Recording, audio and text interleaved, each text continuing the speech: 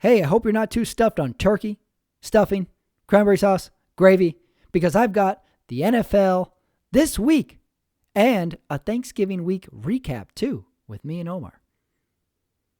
This show is presented by my stomach. Let me tell you something, my stomach. I owe you one for this week. The Sunday Night Talk is brought to you by my very own YouTube channel. That's right, Patrick Ramirez YouTube channel. What's on my channel? Well, my other show, Running It Back, is up. Last week, me and comedian E.L. Smith discuss an episode of The Chappelle Show. That's right. It was a really poignant talk because not only did we dive into some of our favorite episodes and characters and history of Chappelle's Show, Dave Chappelle himself came out and spoke about his thoughts of him doing Chappelle's Show, his interactions with Comedy Central, and how he feels about it now. So it was interesting to go back and relive those episodes and then hear his thoughts about it currently. Go check that out if you haven't already. That comes out on Thursdays. That's Running It Back. New episodes every week. But right now, the Sunday Night Talk is up. Me and Omar dissect Week 12 in the NFL. We give a Thanksgiving recap. We discuss food, alcohol consumption, game watching, and as you'll hear, my excessive alcohol consumption this Thanksgiving. Spoiler alert, I was under the table for most of the day. We'll discuss. The Sunday Night Talk with me and Omar right now.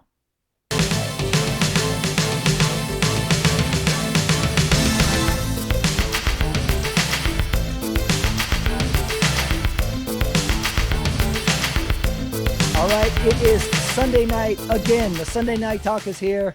With me, as always, Omar Carmona, coming off of Thanksgiving. What a week. And not the most exciting Thanksgiving, but it was Thanksgiving nonetheless. Yeah, it happened. Just be glad that it happened. We got to do as much as everybody was comfortably capable of doing, I think. I think that it being such a modified year, whatever we got in was a good thing. Yeah, it was it was fun. Got to eat a lot and then fall asleep because the Thursday games were just not great. They were rough. Those two Thursday offerings, I guess we sort of knew they didn't look that great on paper, but God damn it, were those painful games. So much so that I almost feel the NFL punished us by moving the late Thursday game to this coming Tuesday. It's like, you know what? You don't even get a good matchup. Agreed. That was brutal. We had Detroit and I didn't even know who Detroit was playing. The Texans. It was the Houston Texans. That's right. I mentally blocked that out. I might have had some memory loss from Thursday as I'll discuss. Now you were in Chicago. Yes. So I guess that game started at 11:30. Were you up and about early enough to get comfortable and watch the game? Well, my Thanksgiving was a little different this year. I usually go to my hometown of El Paso, but this year I went to Chicago where my brother and his family live. Actually, two of my brothers live there now. So I went there for the first time ever for Thanksgiving. So a lot of things were different. Number one, the football games are different because they're happening at different times of the day, right, than I'm used to. So that was a total change. And then I came to terms with that we're going to sit down and eat Thanksgiving dinner, not watch it with TV trays and watch football while we eat it. So I knew that going in. So that was going to be a little different. And then third aspect of it, the Cowboys Thanksgiving Day game happened at night where we were in Central Time. Right. So that felt totally off too. I was like, well, the day is ending. This game is going on. It's the third quarter and it's fully dark outside. Right. So right. I had a different sort of Thanksgiving experience than what I was used to. How about yourself? How did you celebrate? Well, we're still, we're trying our best to, be thoughtful of the, our parents and whatnot. So my wife and I, we had dinner with her mom and stepdad at their house.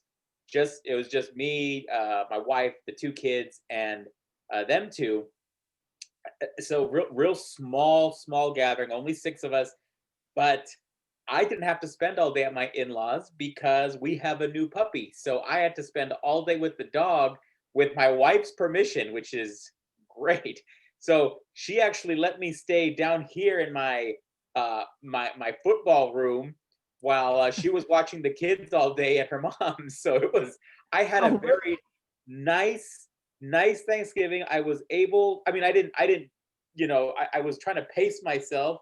Um, I had a beer for the first game, and then I saw the first half of the second game, and I had another beer for that half, and then I drove over um, to my in-laws, had dinner, and then had to rush back right away just so I could check on the puppy. So I was there in their house for about maybe 45 minutes, which was, I mean, I love them, Wow. but it was awesome to have that freedom. Was awesome.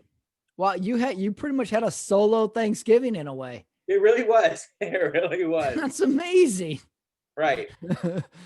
Yeah, that is a totally unique experience, a solo Thanksgiving. So how did you eat? How did you actually eat the Thanksgiving meal? So I get there, and then my wife calls and says, "Hey, how about you head over now?" Which coincidentally was right before the half. So I get there. By the time I get there, the food's already on the table. I sit down, I eat, I chat for a few minutes, and then even my wife says, "You can go back home now and check on the dog." I'm like, "Great, I'm on my way back." Now, what Wow. I what I didn't appreciate is she still made me get dressed up, and I'm like, "But you're having me get dressed up for like a 20-minute appearance." It just didn't seem right. You basically were making an appearance. You're making an appearance fee. Right, I Y- guess so. Yeah.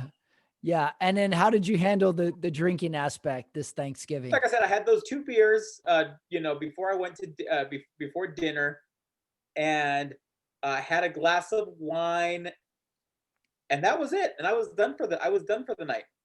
Wow. Yeah. My So Thanksgiving took a turn, but it took a turn the night before.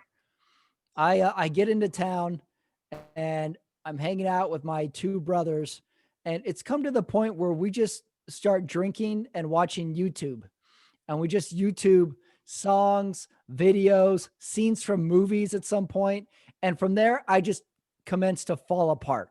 right, It's probably 3 or 4 beers on top of 3 or 4 shots, followed by more of this, and then at some point I say, "Holy shit, I am drunk." right. And then the night falls apart. Once you become self-aware, your night falls apart hard. Yeah. And I'm rolling around. I'm like, I'm super drunk. When's the last time? Oh, this is just write it out. I go through the Right. write it out phase. I go through the, oh, I'm feeling better by the minute phase. I go through the like, just hang out by the bathroom phase. So I wake up the next morning, Thursday morning, Thanksgiving, and the plan is to drive to my brother's in-laws house. We're going to go there in the morning, help prepare the meal all day. So we're up and rolling by about 8 a.m. Right. And I wake up with the hugest headache slash feel like my face is going to explode. I'm still running back and forth to the bathroom. His Right. two little kids come in at about, 8 a.m. in the morning. One of them looks at me and says, "Uncle Pat, you look like Frankenstein." And I was like, "Oh, there's not gonna be any hiding this today. I Oh, am just not in for today. a long, long day." And I'm like, I've got the shower going, the hottest water ever, followed by the coldest water ever, and I'm just sort of staring at the wall. So I put it together. We have a 45-minute drive to the Oh, suburb, to the oh, that's brutal. suburbs. That's I brutal. know. I'm in between two car seats in the back of the car, and I'm thinking in my head, all right, just don't say a word. Just hang in. Just Play hang it in. cool. Play it cool. I'm trying to play it cool. And then I'm thinking emergency. If I have to throw up, am I going right or left? Am I going right or left? That's a tough one. Okay. And then I start doing the thing where I start pinching my forehead while my head is sort of in between my knees in the car. Well, we make it there. And I am like, dude, we made it. And Let, we let, made it. let me stop you right there, Pat. So what's the answer to that question? I know you have. I know your nephew's what, 6, and your niece is 4. So Yeah. what's the decision there? Because I would go to the young one. I would vomit on the young, because the younger one is more likely to forget that ever happened.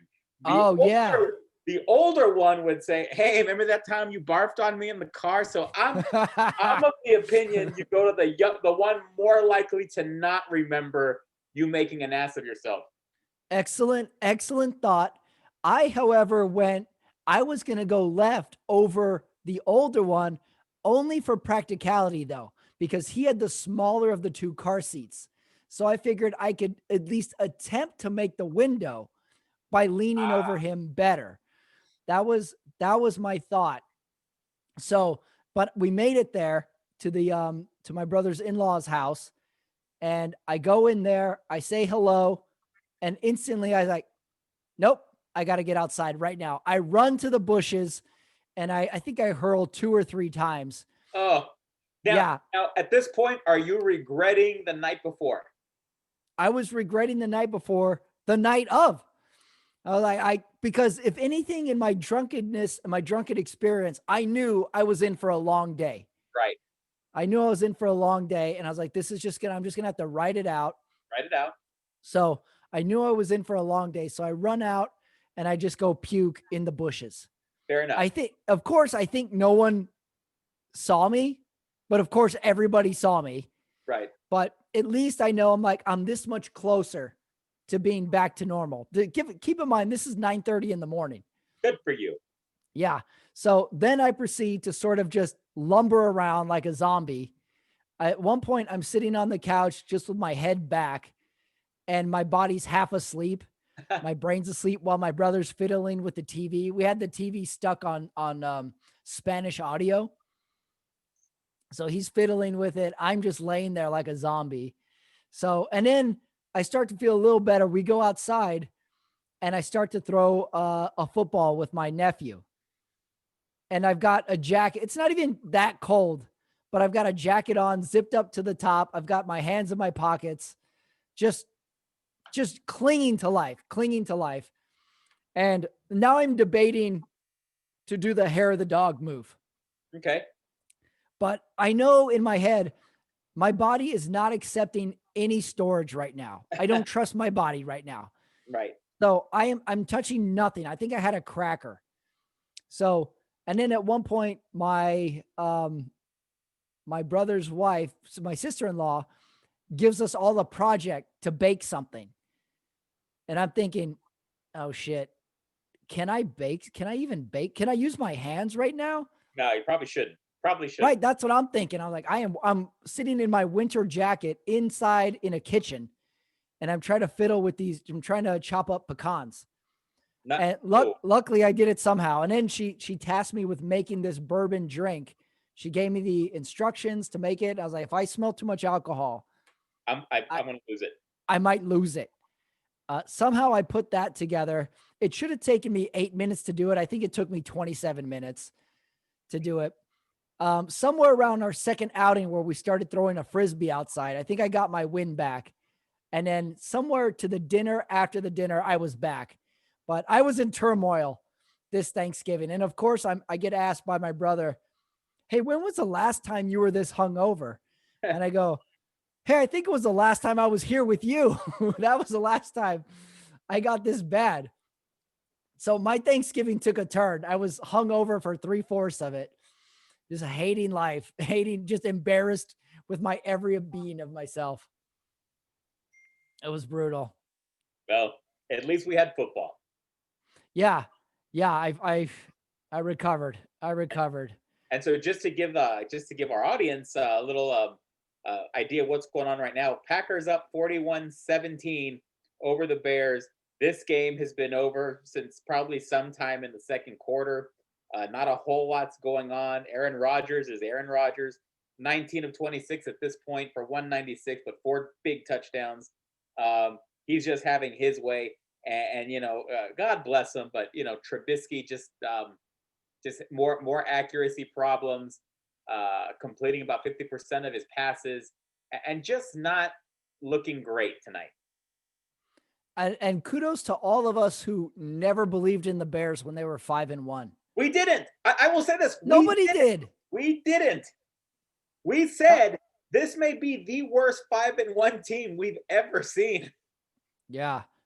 Nobody did. This was the lock of the season. Everybody's like, this is the lock. They're going to the playoffs. This is the lock. This is the Super Bowl. The lock was the Bears at 5-1. We're going to fall apart. Right. That was the lock. Absolutely. And they're just, they just, and we're talking about a team that it's so weird to say, but maybe they haven't had a franchise quarterback since Jim McMahon. I mean, am I wrong there? I mean, I'm trying to think back. Who was there? Go through their quarterback history. after, The Bears are like a chick with a really bad boyfriend history. Yeah, that's a great idea. Just a bad record of just making bad choices. After McMahon, they split between. I remember Mike Tomczak and Jim Harbaugh. I want to say I'm trying to think of there was a Kramer. Eric Kramer and was he wasn't terrible. He actually wasn't too bad. I think there was a Moreno in there. Then we're going back to the Rex Grossman years, the Kyle Rex Grossman Orton. somehow went to a Super Bowl. Kyle Orton, that's right. Orton. And they just, and they just never got it together. Who was that rookie from UCLA? Cade McNown, a rookie. Cade McNown was a Bear for a little while. That's UCLA, right.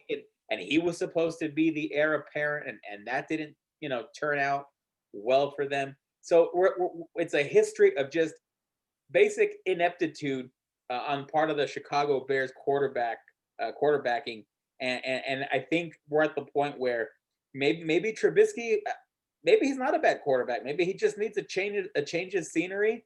But I think it's time to say, you know what, we dropped the ball. We could have drafted Deshaun Watson. We could have drafted Patrick Mahomes, and let's move on. It's time to move on from Mitch Trubisky, and I hope he lands somewhere, and maybe he has a shot with someone else.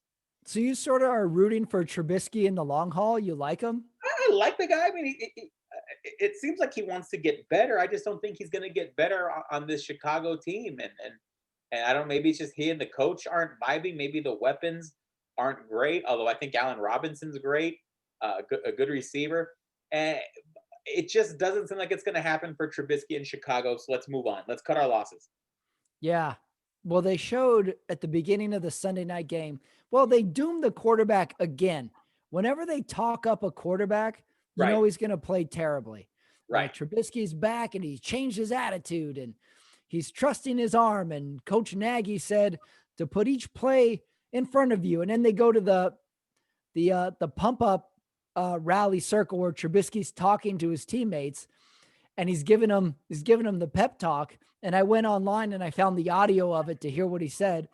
And then of course he goes out there and it's just incompletion, sacks, the fumble. I think they had one good drive the whole game. Missing wide open receivers. It's bad. Yeah. And they pumped him up. They're like, he's good. He's back and still. He's not gonna lose this moment. As soon as they talk up a QB, the QB always fails. They didn't say a word about Aaron Rodgers. Aaron Rodgers is pretty much perfect. It was Aaron Rodgers. But anyway, we can move on from that game. Not a whole lot to talk about there.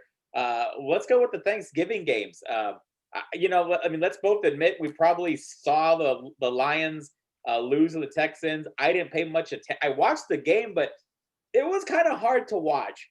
And eventually, as you know, the news yesterday out of Detroit, Matt Patricia fired, their GM fired. Lions are just not in a good place right now. They're a team that I think needs to be rebuilt.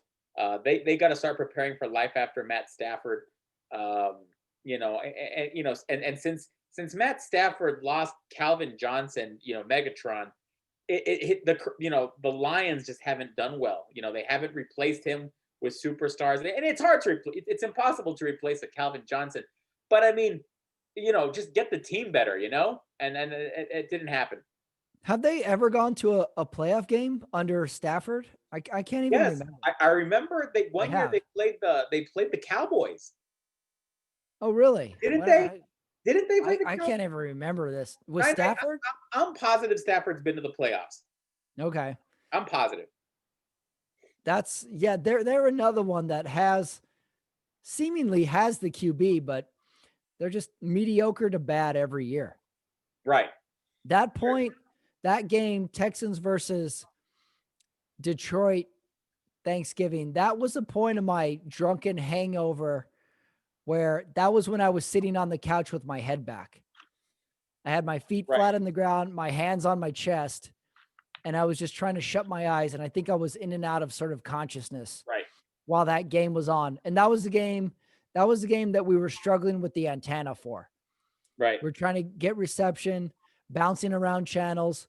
It took us about 3 tries to realize there wasn't a Thanksgiving parade somewhere going on.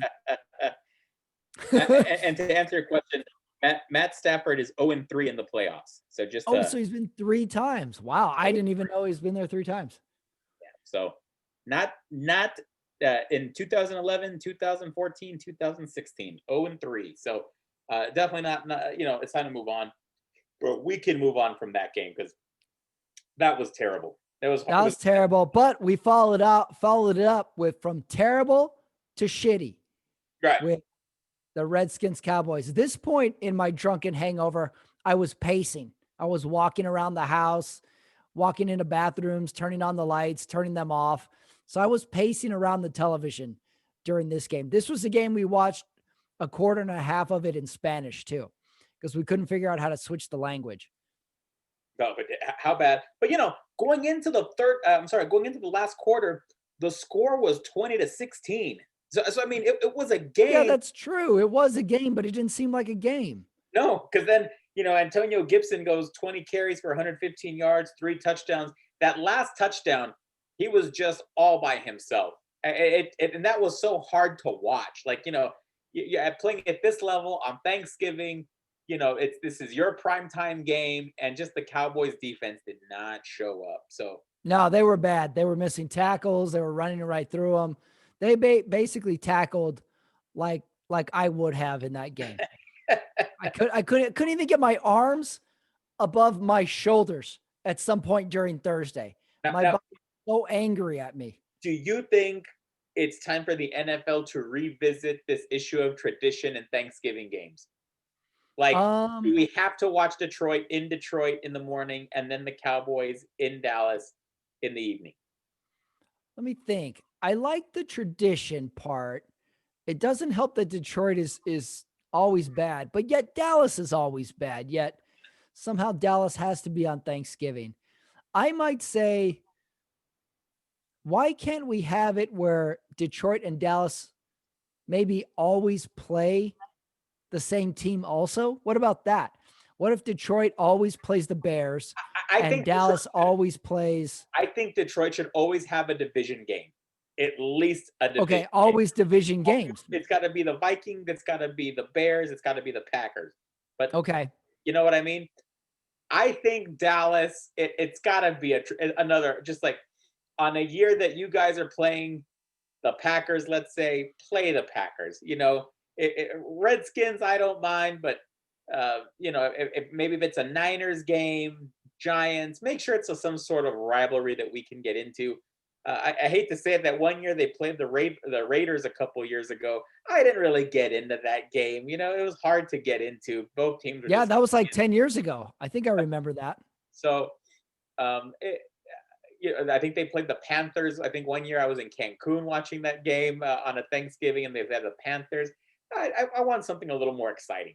Yeah, I do remember one year they played the Vikings, and it was a serious Randy Moss coming out party. Oh yeah, he caught three catches, 164 yards, and 3 touchdowns. Look at that stat. Yeah, he killed them. The interesting part about the Thanksgiving Day Cowboys game is in my family, there's such huge Cowboys fans that it really swings the emotion of the room. Like if I would to be there with everybody this last Thursday during the Cowboy game when they're getting beaten so bad, there's a point where they start to try and outdo each other with how much they can insult the Cowboys. Right. They're like, his coaching is terrible. You know what the problem is? It's the line. Nah, you know what the problem is? It's the defense. And they'll just sort of go at it and kind of one up each other into a corner with how badly the Cowboys suck. Right. So that can be fun too, to see who can get the most creative with how mad they can get. Well, and and because that Redskins win for the moment, they were at least carrying a half game lead, um, in their division. And then we get to today's game, the Giants. Can I say this before you go on? We Yeah. had two so bad Thursday games. I feel the NFL punished us by taking away Baltimore Pittsburgh that Thursday night. That's true. That's true. Nah, you don't get this game. We're going to take it to Tuesday, you idiots. You just deal with yourselves. Yeah. So that's exactly what we happened. were supposed to have a good one Thursday night, and now it's on Tuesday. And we're going to get to that game, but all of a sudden it's not so much a great game anymore. We'll get to that in a little bit. But then we got the Giants. They go into Cincinnati. They win 19-17. Hey, the Giants have won, I think, 3 in a row now, and it looks like they're rallying. They're playing. It's a first-year coach. Giants did not look bad. I think they're a little concerned. It seems like Daniel Jones was favoring his hamstring, and then he couldn't go on anymore, and they had to ride Colt McCoy. I don't think that's going to be a recipe for winning the division or getting into the playoffs. But Giants big win today in Cincinnati, 19-17, and it looks like I would say right now, I think they're the favorite to win with a healthy Daniel Jones. Yeah, they're taking the lead here. Someone's going to win the race, and they're a little bit in the lead right now. Giants. I didn't even know Colt McCoy was in the league. Yeah, it's I know either. I remember him in Washington. I remember him in Cleveland, but that's all. That's the last I remember him. But what game did you watch? Okay, the game I chose for this week, I went with Kansas City at Tampa Bay. Okay, this one was the classic marquee QB versus QB matchup. We had Mahomes against Brady. Okay. Mahomes, I mean, he lit it up. 462 yards, 3 touchdowns. Brady, a pretty good game too, statistically at 345, 3 touchdowns, but 2 big picks.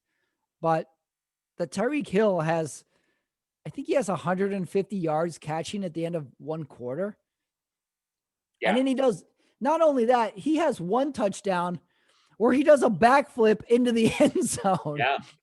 It's too much. It's too much for him. And then I'm watching the highlights, and they don't double team Tyreek Hill till like into the 2nd quarter.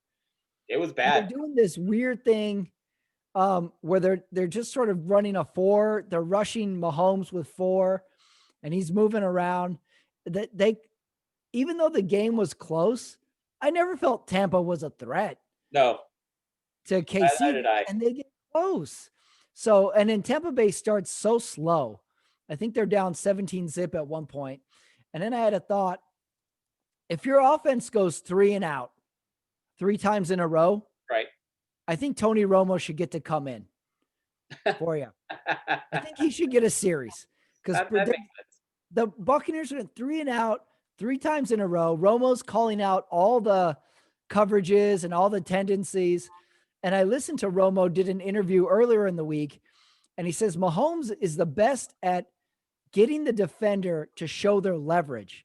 Once the defender leans one way, he knows he can go the other. And I'm thinking, like, for years we're told, look off the corner. If you look right, the corner goes right, then you throw left. When are corners going to get smart enough to say, all right, he's looking right, that means he's going to go left? When are they going to start outlooking the looks, Right. So, yeah, I wanted Romo to go in at one point. And then I don't know if you saw this online or on Instagram or anything. Apparently there's news that Jim Nantz is demanding Romo money. To stay on. Do you think Jim Nantz should get paid Romo money? I think so. Only because Jim Nantz has done a lot. He's got that voice. It's kind of soothing. It's so great to hear him at the Masters. And Tony Romo only has to do football. Okay, but Jim Nantz does it all. I mean, he does it all for CBS. So I think he should get Romo money. Yeah, I would like to see Nance and Romo call the Masters. Romo's a big golf guy. Absolutely. That'd be They great. should call, yeah, he should call the Masters once. I'd be for Nance getting Romo money to stay. Because I don't want to break up Nance and Romo. I think this might be a pairing for the ages. Right. But so if we break them up, like who's gonna go in with Romo? I feel like Romo is comfortable with Nance. They're sort of both kind of dorky cool. Yeah, I My agree. head. There's one part in the game where there's a false start, but the announcers don't know. They haven't made the call yet if it's false start or neutral zone infraction. And Romo is going, is it false start or neutral zone infraction? I don't know. And then the ref goes, false start. He goes, oh, like Romo loves football. He's freaking out Yeah, over a he neutral does. zone call. I like Tony Romo. I like him. It's yeah, you can tell he enjoys the game. He's having fun with it. For So sure. Romo was the exact opposite of my Thursday at about 11 a.m. And Headspace. So yeah, I did Tampa Bay KC. KC beats them. They're well in the driver's seat in the division, in the league. Mahomes for MVP. KC's on the gas all the way right now. For sure. Yeah, For sure. all the way. Your game, what'd you call? I went with the Vikings at home against Carolina. And it's very rare we do this where I actually watched two sub 500 teams, but I'm going to tell you why I did this for this game. Yeah, this is an interesting pick. You went an odd game. Because one, I am surprised, pleasantly surprised at what the Panthers have been able to do. If they just seem like a real, you know, how do I want to say this? There doesn't seem to be too much power in their punch, but they hang with teams very close. They play good defense. I like what I was so unsure about this coach Rule coming in. Was it from Baylor? I didn't know what he was going to do. I mean, I think some of these coaches that come from like these conferences like the Big 12 where you're putting up 60 points. It's the first one to 60 that gets the win in those conferences, and he's doing a real good job. And then then on the other side you have the Minnesota Vikings that they got off to a really really bad start, but next thing you know, like they're still somehow some way in the playoff picture, and from the get go, Carolina goes out. They have two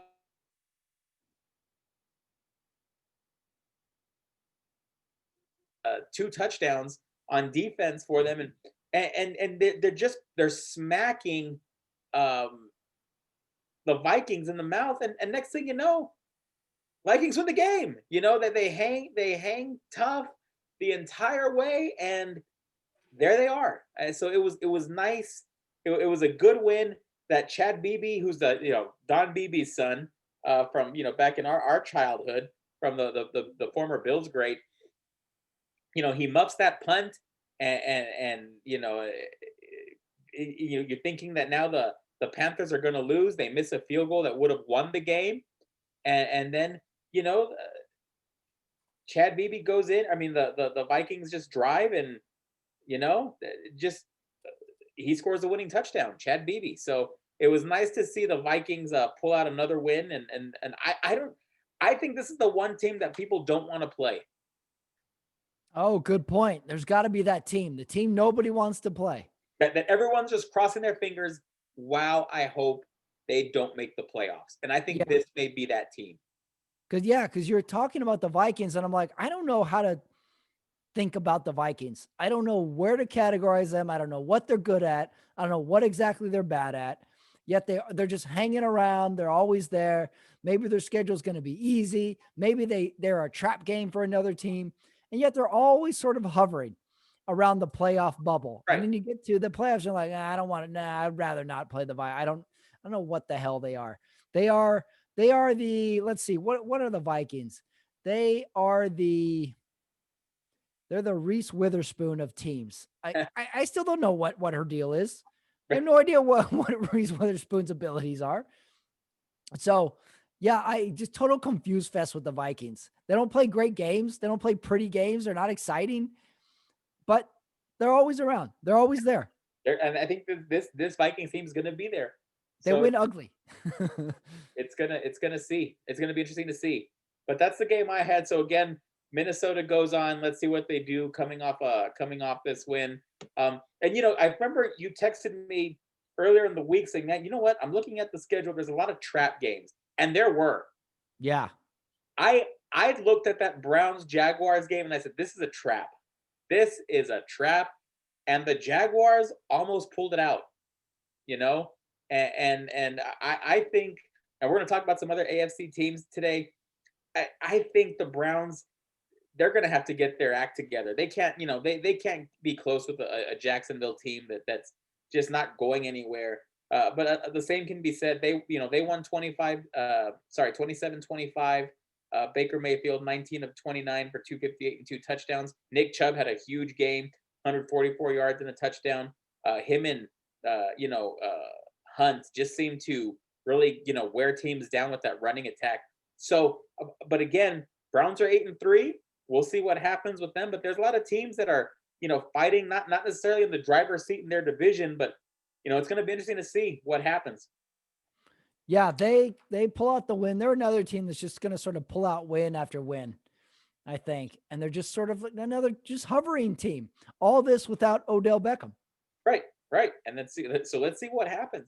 Another team out there, Colts, they win a big game against Green Bay last week. And, you're thinking, wow, this is going to be great. This is going to be a turning point. And then they throw up a dud. Derrick Henry just runs all over them, 178 yards, 3 touchdowns. I mean, just talk about sticking it to them.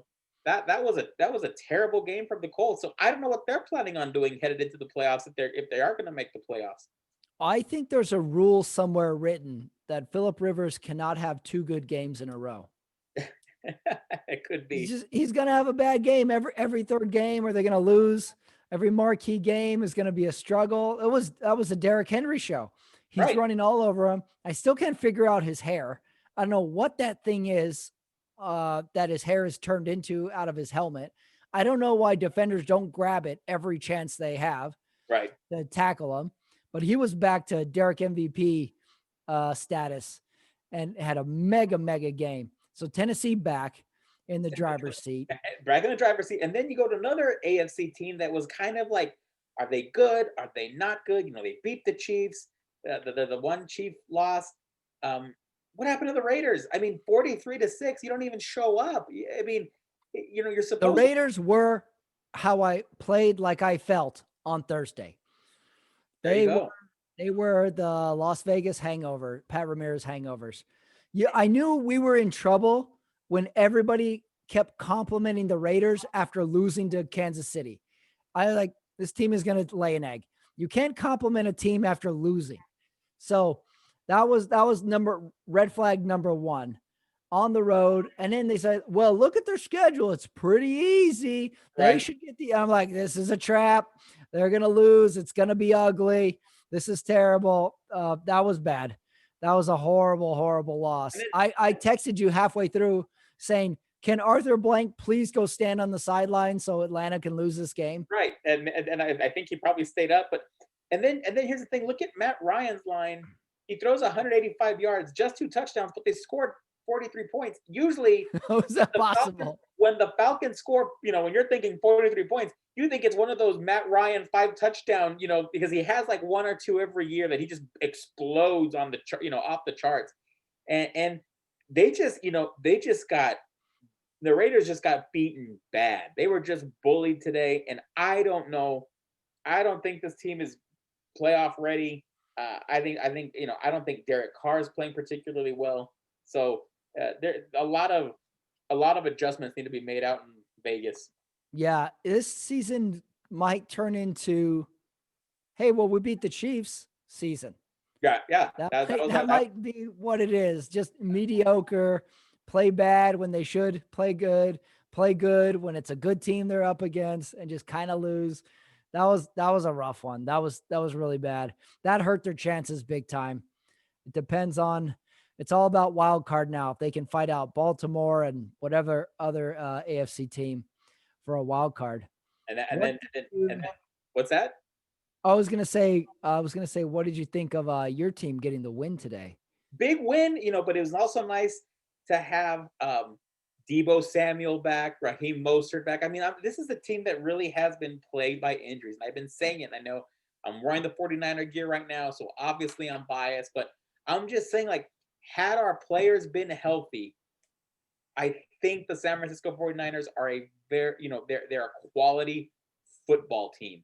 And today was apparent. Hey, the Rams aren't bad. They were heading into this game 7-3.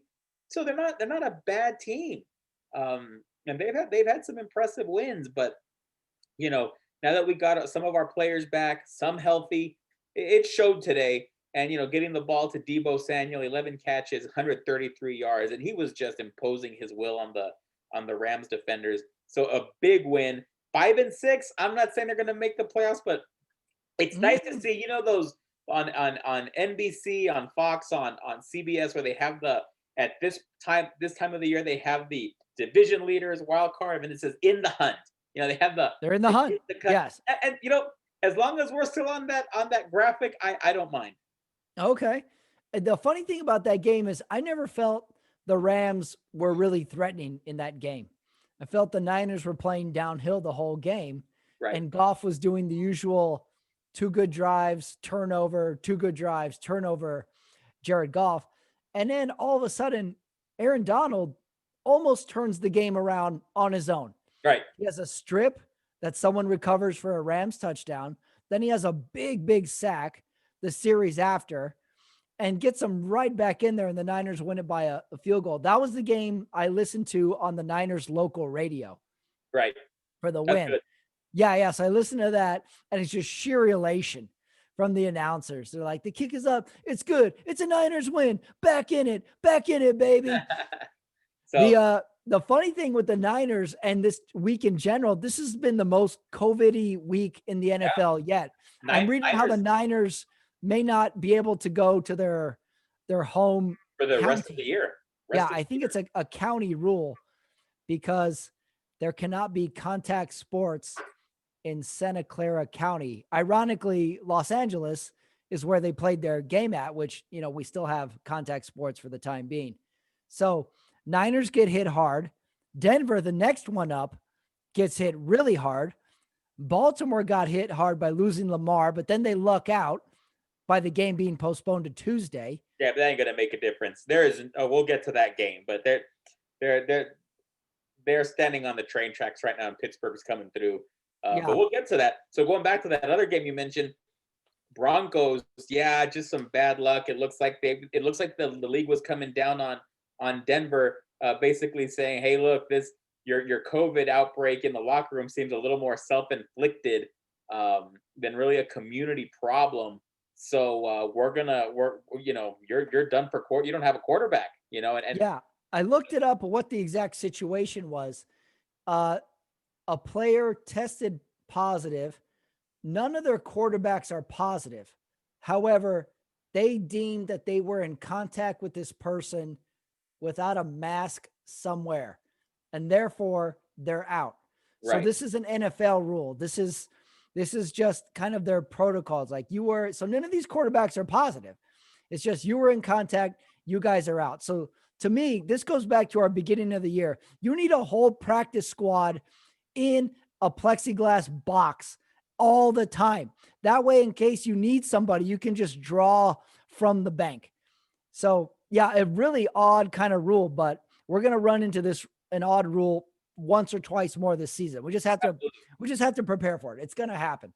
So yeah, and they were just shellacked. I mean, Taysom Hill, he's playing instead of Jameis Winston, which begs a whole other conversation. I think Sean Payton sees something in Jameis that he doesn't particularly like. But Saints went on to win 31-3. They're 9-2. So they're in play for home field advantage in the NFC. But Broncos, I feel for them. I would have liked to have seen John Elway put a uniform on. Yeah, that would have been fun. That would have been fun. That would have been good. Yeah, I saw the Broncos stat line. It looks like they were pretty run heavy anyway, but I think the guy completed 1 of 9 passes, had a couple picks. You can't even blame him, but yeah, it would have been fun to get creative with the quarterback there for for a few plays. That would have been good. And The most frustrating game for me this week though it was Arizona New England. well, that's an interesting game Another because like, trap game isn't it situation. isn't it kind of crazy how like when that Hail Murray came out a few weeks ago, it's like we're all on Kyler Murray and DeAndre Hopkins. They're gonna sneak past everyone. And now look, they've lost what, two straight, and now they're faltering. They're only 6-5. Probably a game they should have won against the New England Patriots, and Cam Newton found a way to win. And all of a sudden now the Cardinals have a bunch of question marks. Yeah, they're another one. I watched that game. First frustrating thing, number one, Cardinals have the ball at the end of the first half. It's time is running out. It's 4th and goal. They elect to go for it. They don't get the touchdown. They don't kick the field goal. They don't get the touchdown. They could have got 3. They end up losing this game by 3, of course. Right. The other thing is there's that play when New England's going for the winning field goal where Cam runs for a 3rd and 13. He gets it by a yard. They tackle him out of bounds, and they call the unnecessary roughness. He clearly wasn't out of bounds. I don't know if it was a helmet. A big hit. It was a big hit. I'm not going to say it wasn't. It was a big hit. He was still in bounds. I felt he was in bounds. The only other thing I could figure is maybe it was a helmet to helmet. No, they gave him the benefit. They said he was out of bounds. He was not. He was in bounds. Then I'm thinking if we can review all sorts of plays, let's just review these late hit plays too. Yeah. Because why not review everything? The hits, the roughing the passer hits were like blow to the head, and then we look at it and he's grazing the shoulder. I think we should review those too. If we're going to review 12 men on the field, let's just review everything. Right. Because then he gets it. They kick the field goal, but I don't fully blame the refs because Arizona missed a field goal on the other end that they would have been up for. So that one is sort of the most frustrating game for me is the Arizona. And now we have to talk about New England again. Now we're forced to talk about New England again. Right. So that one was frustrating to me, followed closely by the Chargers at Buffalo. I don't know if you saw the end of the Chargers game. I did. That was a great deep ball. I don't think the Chargers know how time works. I don't think so either. It's like at that point, I'm thinking, just go out and kick the field goal. And you're going to have to kick an onside anyway. Milking the clock down to 2 minutes, 2 seconds left isn't helping anybody.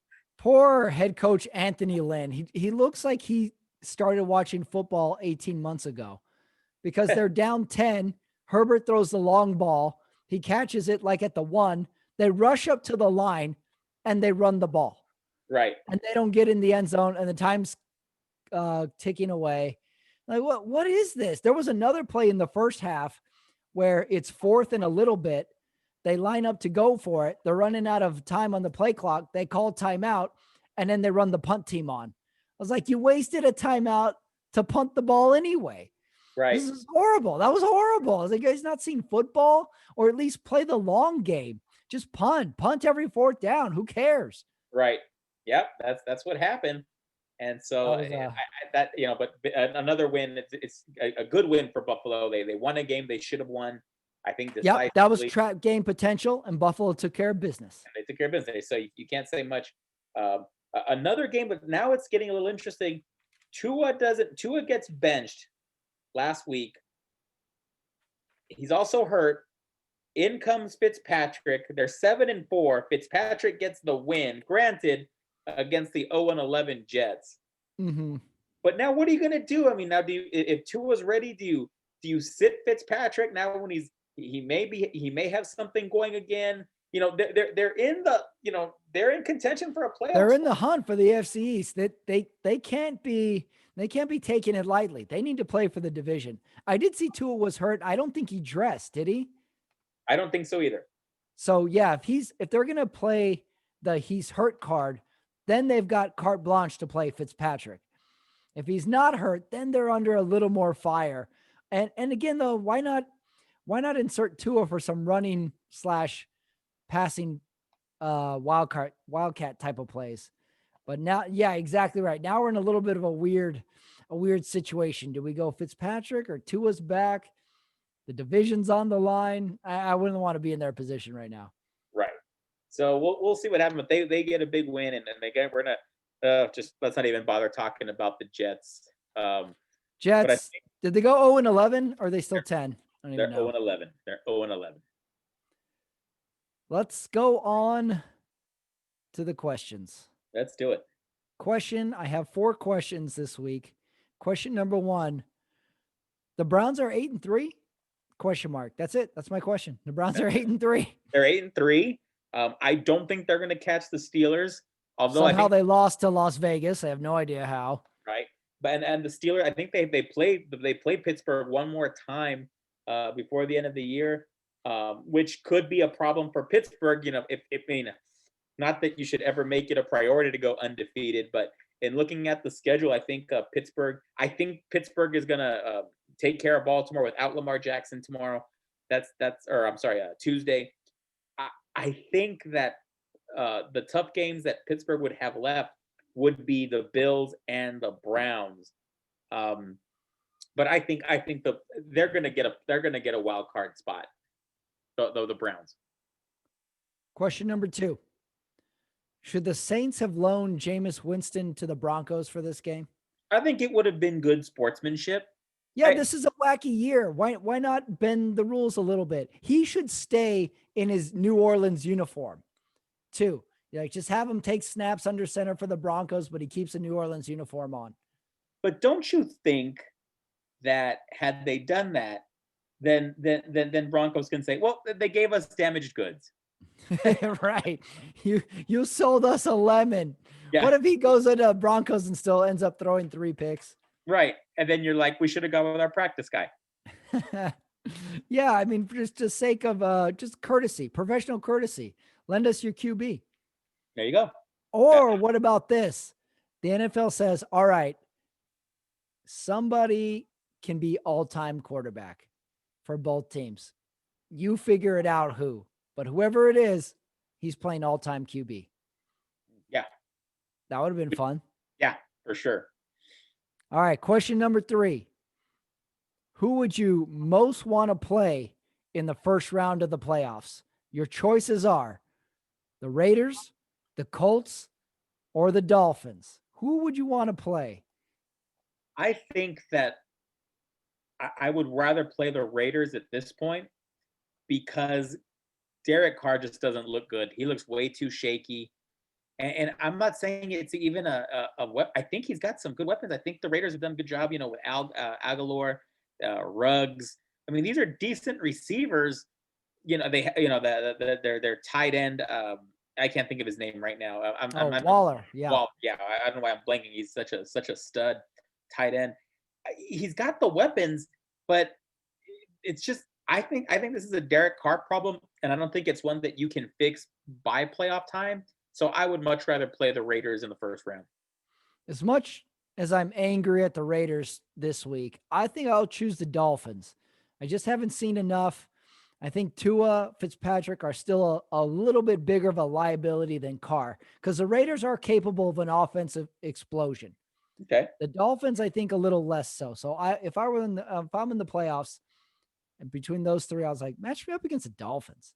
Do it. That's fine. They seem like the most winnable game. All right, question number 4.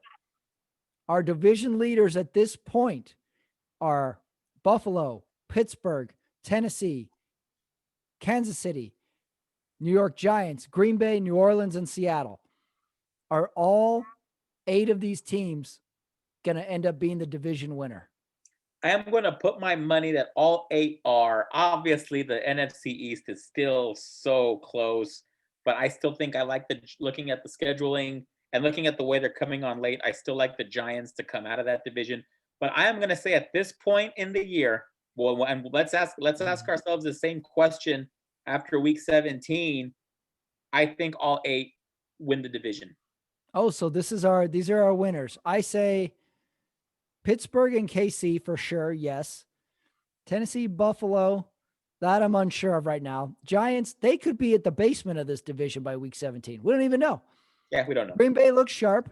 New Orleans looks sharp. Seattle Oh, sometimes has a late season kind of fall apart. So I'm 50-50 right now. I think Kansas City and Pittsburgh for sure. Green Bay for sure. New Orleans for After sure. that, New Orleans for sure after this week, although that was a quarterbackless Denver Broncos. So that one is tough to figure out for me. You're saying they're all the winners. They're all the winners, all 8. It's going to be 8 parade at this point. Okay. Time for the awards. This week's awards are a special Pat Ramirez hangover edition Ooh, of the awards. Here we go. And there are 6 of them. These awards are going to take you through my day chronologically too.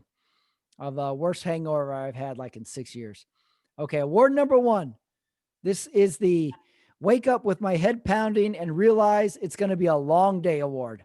This goes to Mitch Trubisky and the Chicago Bears. I Never in like the game, always behind, always hating life, questioning your life's goals, ambitions, your life pretty much to that whole point too, as well.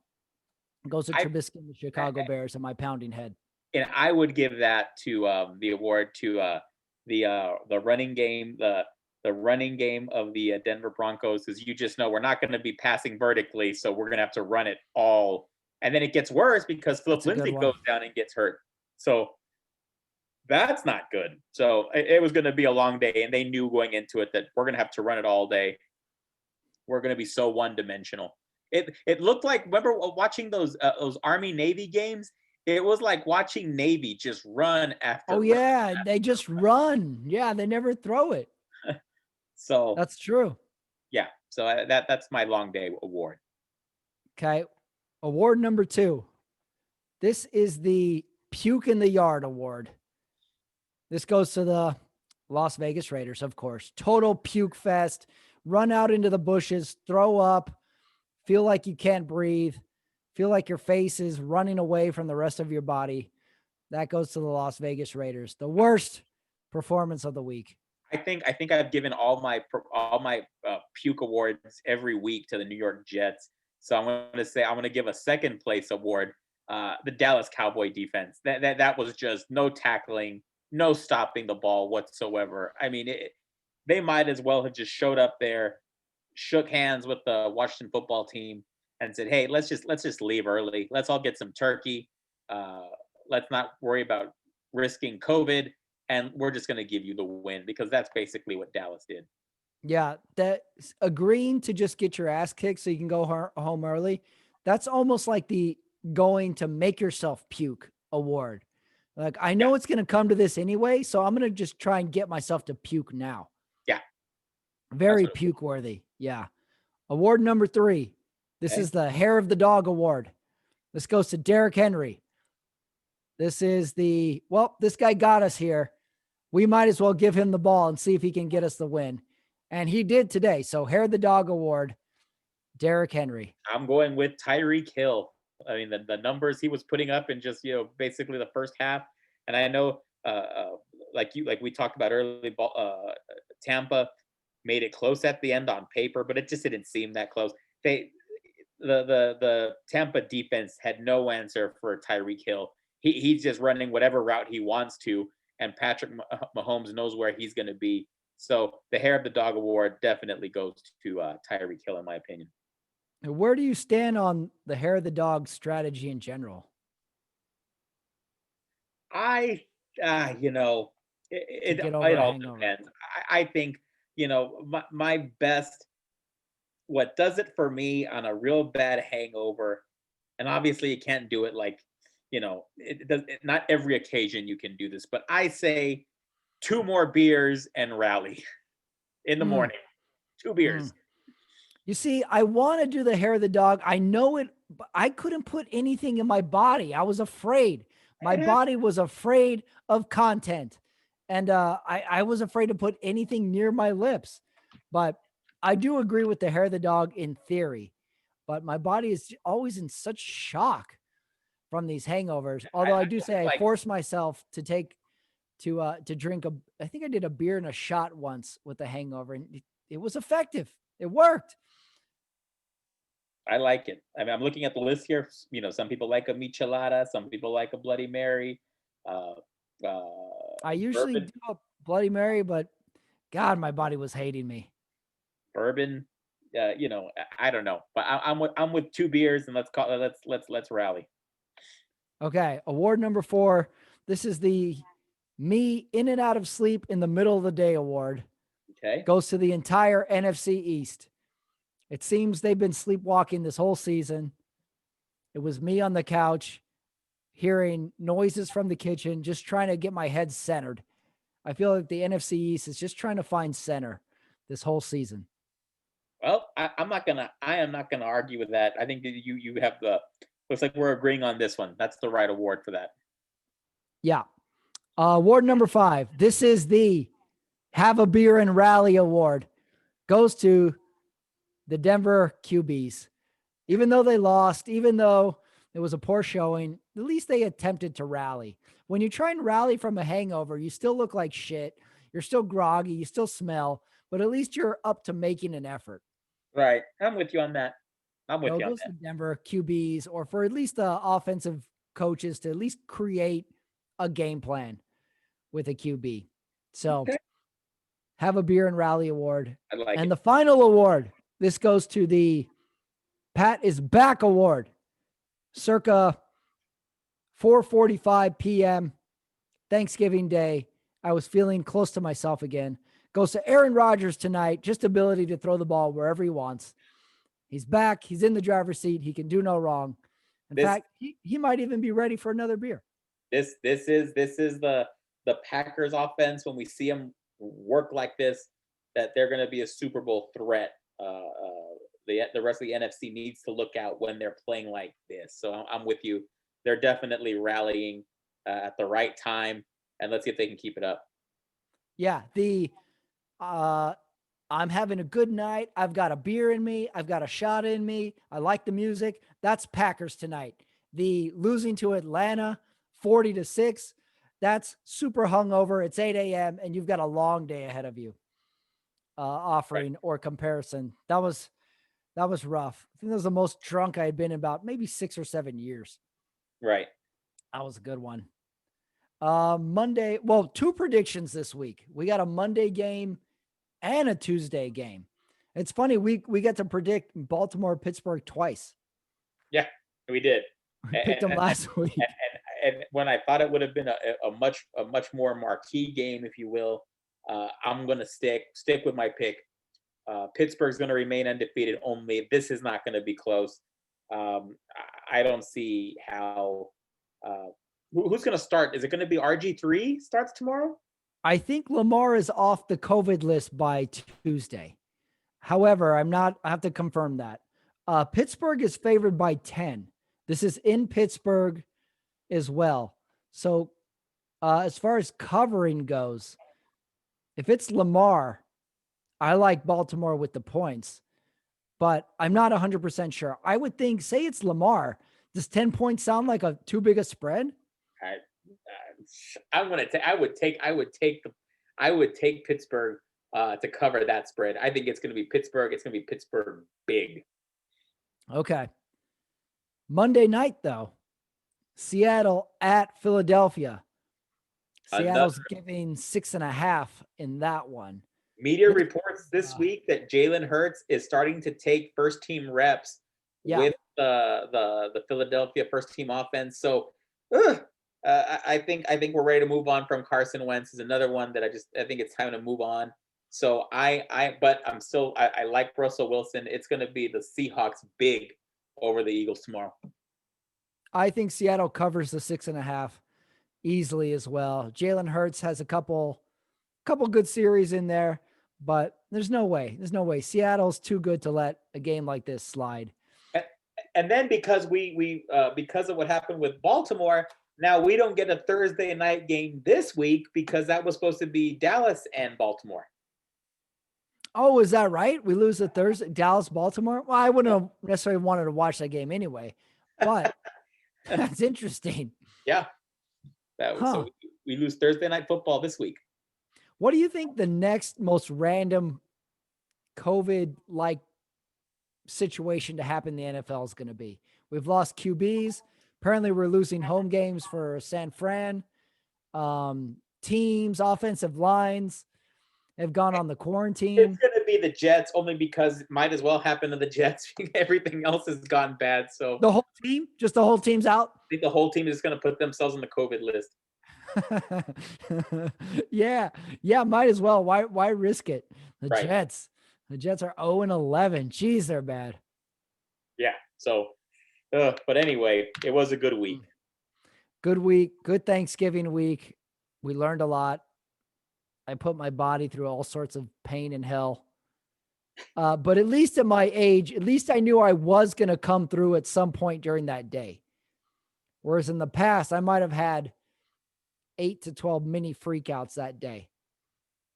Yeah. Just thinking like I was going to be like that forever. So at least I knew I was going to come around at some point and rally. Good rally. Well, the Sunday Night Talk, Thanksgiving edition, Pat Hangover edition. Talk to you next week, Omar. You have a good night. See y'all later. All right, that is the show for this week. Thank you for listening. Thank you, Omar Carmona. Thank you, my liver, for surviving Thanksgiving this year. Thank you, the bushes that I threw up in. Thank you, a comfy couch that let me lay for about 7 minutes till my head stopped pounding. Thank you, cold water, for being splashed on my face and eventually gaining my consciousness back. And I'm giving everybody at least a 9 to 11 month guarantee that I will not do that again. So I think I learned something. Anyway, if you're new to my YouTube channel, go check out Running It Back. That's my other show on the channel where I interview a friend, a colleague, somebody I know, maybe someone I don't know. After this last week, it's going to have to be someone I really don't know. That is on my channel. We discuss something new every week. And the Sunday Night Talk, what you just heard right now. Thanks for listening to that, everybody. Give it a like. Give it a subscribe. Next week, we'll have another talk. Me and Omar Carmona. Hey, I have more stuff planned too. So be on the lookout for that. Thank you for listening, and I'll see you next time.